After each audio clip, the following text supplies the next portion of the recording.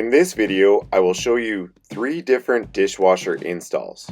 We will talk about shutoffs, water line, drain, and electrical hookup. Okay, now that I've got those dishes cleaned up, let's get started on our dishwasher install. It's going to be quite easy for me because I do have some shutoff valves underneath the sink, which will allow me just to shut off the water to the sink, the hot supply, connect in a new water valve that has a T that I can send a hot water to the dishwasher and to the faucet. You at home, if you've got to start from scratch, you're going to have to shut the water off to your home, put on a shutoff valve, include a T or include a T in your water line to send the hot water to your dishwasher. Another thing I'm going to be doing is hooking up an appliance rated cord to the dishwasher. Now in my case, I have power supplied in the backsplash. In newer home construction, electricians typically are leaving a box dishwasher location just to plug in a regular plug-in. So what you need to do is hook up an appliance rated extension cord into the dishwasher so that your final connection is just simply plugging in the plug. Another thing we're going to do today is tie in the drain. So you can see I've got a 1.5 inch ABS pipe here that has a dishwasher stub-in included on it.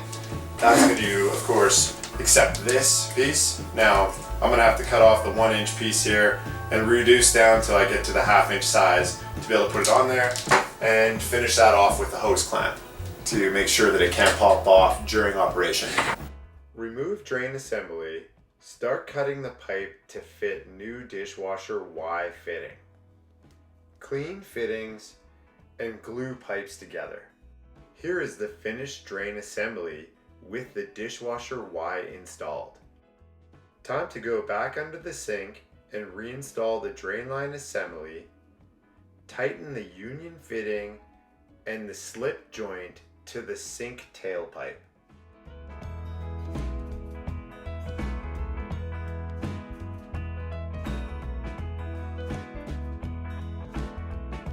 Now I'm going to drill some holes in the back of the cabinet to get the drain line from the dishwasher ran through the cabinet, brought up into this pipe connector here, and put a hose clamp on to tighten it all up. At this time, also run the braided water line from under the sink to the dishwasher through the same holes as the drain line. Now that we've got our drain all hooked up, I'm going to start by hooking up the flex water line to the dishwasher itself.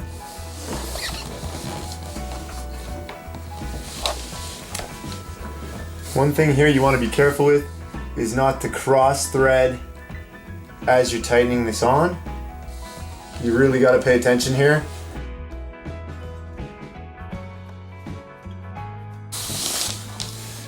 I've got the water line hooked up to the dishwasher. I'm going to shut my water off on my hot water valve. Now I'll use my wrench, loosen off the faucet,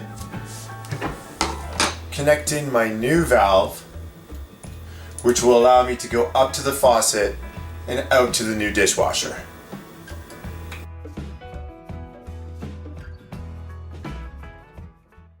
After tightening both ends of the braided water line, it's time to turn water onto the dishwasher and check for leaks. Now that the water line is hooked up and ready to go, the last thing I need to do to finish this install off is to hook up the electrical. I'm going to start by removing the decorative plate the dishwasher manufacturer has put on.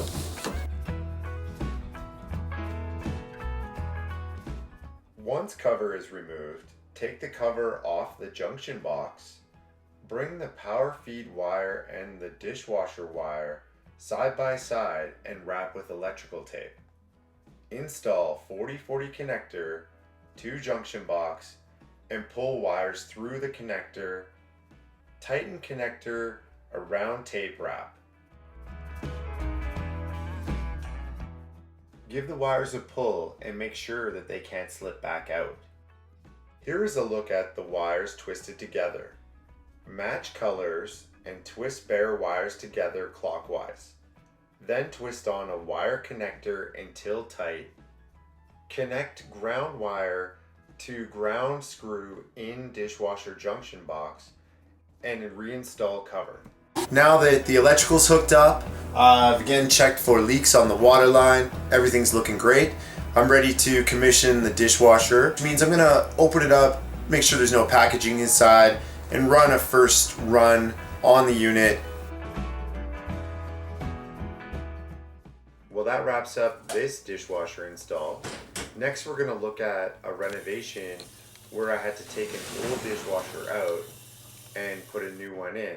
So you'll note in the dishwasher area, you can see the coiled wire. So in this method, I'll be bringing that wire into the junction box and not using an appliance rated cord. So I'd like to talk to you about a different setup that's going on here, where I've got old copper drain lines. So these are 1.25" copper. No, you can't see because they've been painted. And back here I've got 1/2" copper lines.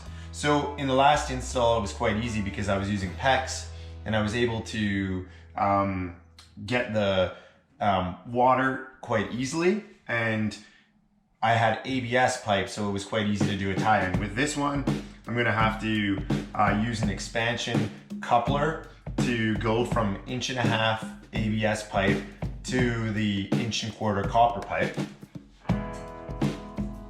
So that looks like this. I'm also gonna just set that in there, as high as it'll go, and that's basically gonna be the new setup right there. So I've got to cut this pipe exactly right here, fish this down over top, tighten it up, and then I'll have to cut this stem a little bit because I can't have the stem further than the new dishwasher drain. And then for the water line, I'm going with a push fitting. So I'm just gonna cut the water line on each side, use some paper, sandpaper to get the paint off of the copper line, get it all ready to slide the push fitting on. So let's take a look.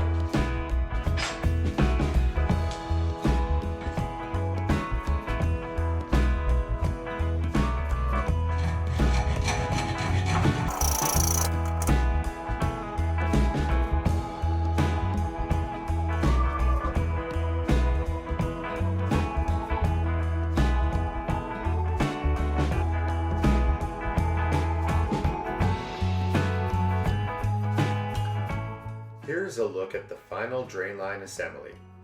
You can see the new dishwasher Y ready for the discharge line from the dishwasher. Now it's time to take a look at the water line. I have a 1/2" copper line that I sanded off the paint. I will cut and install a push fitting with the shutoff valve to the dishwasher. When marking out the distance of pipe that needs to be removed to install the push fitting, make sure to follow all manufacturer specs and directions.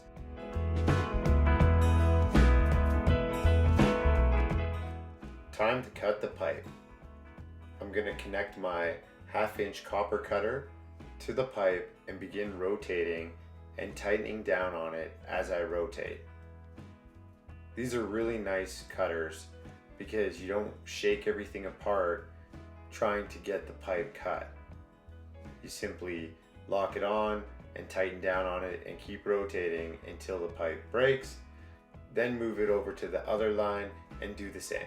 Be sure to have a bucket ready so that when the line breaks apart, you've got something to catch the water that's still in there. With both ends of the line ready and clean for the push fitting, I've marked some lines that I need to make sure that that fitting gets pushed on too. That's what I had mentioned earlier about following the exact specs and directions from the push fitting manufacturer, because some of them have different distances that you're supposed to feed the pipe into the fitting. So as long as you follow everything exactly what they're saying, you should have no problems. Here is another install I did in a basement kitchen. A couple of things that were a little different on this install.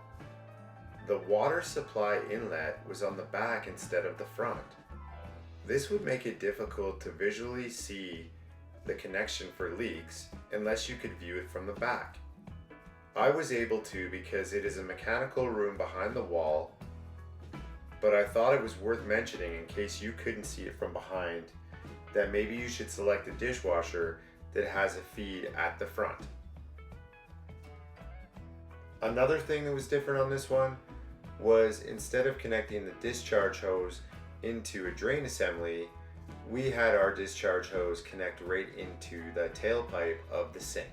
Just getting close to wrapping up commissioning of this dishwasher, putting it through its final run, making sure there's no leaks, and then I'm going to get ready to push it back into the hole and fasten it to the sides of the gables and to the cabinet.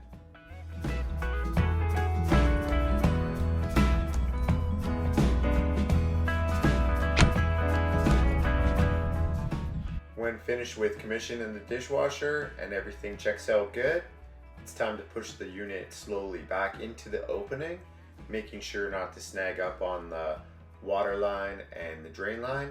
Sometimes it helps to have two people, so as you push it in, someone can be underneath the cabinet pulling the drain line in so that it doesn't get snagged in the back space that's behind the dishwasher. And simply just follow the dishwasher's directions. This one had some plastic caps on the side that I removed off so I could do some side screwing. I've also did some other dishwashers where they only have the tabs at the top to screw to the underside of the dishwasher. So really helps just to follow the directions of each manufacturer. This concludes Dishwasher 101. Thanks for watching. If you have any questions, just leave a comment and I'll try to get back to you.